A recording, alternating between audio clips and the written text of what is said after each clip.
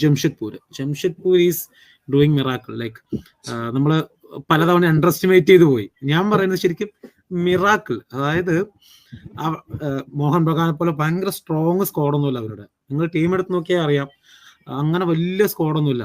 അതായത് ലൈക്ക് നമ്മുടെ ഓവൻ കോഹ്ലിയുടെ കയ്യിൽ എങ്ങനെയാണോ അവർ കപ്പടിച്ചത്, എനിക്ക് അത്രയും നല്ല സ്കോഡ് പോലും ഇല്ലെന്ന് തോന്നുന്നു എനിക്ക് ഇത്തവണ അവരുടെ കീഴിൽ.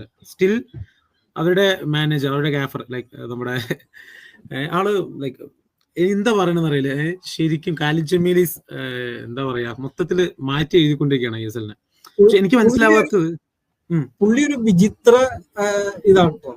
ഞാനൊരു കാര്യം പറയട്ടെ, ചെന്നൈക്കെതിരെ ഇവർ 5 ഗോളും തോറ്റു. എനിക്കിപ്പോഴും ആ ലോജിക്ക് മനസ്സിലാവുന്നില്ല. ചെന്നൈക്കെതിരെ തോറ്റത് 5 ഗോളാണ് ജംഷഡ്പൂർ സീസണിന്റെ സ്റ്റാർട്ടിൽ ഒരു 3-ാമത്തെ 4-ാമത്തെ മാച്ചില്. പക്ഷെ അവർ നല്ല ഫോമിൽ തന്നെയായിരുന്നു ആ സമയത്ത്, മോശം തന്നെ കളിക്കുന്നത്. പക്ഷെ ചെന്നൈക്കെതിരെ 5 ഗോൾ തോറ്റു. അപ്പൊ ഞാൻ ചെന്നൈ ഇനിയിപ്പോ ഓവൻ കോഹ്ലിയുടെ